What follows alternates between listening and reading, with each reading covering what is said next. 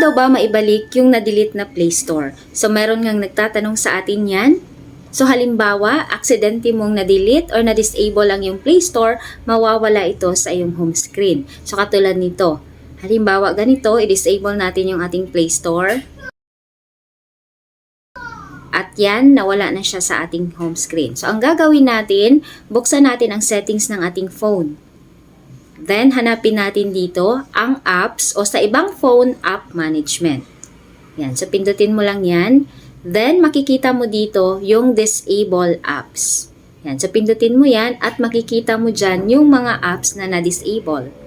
Katulad ng Play Store. So, yan. Pindutin mo lang yung Play Store at i-click yung enable. Yan.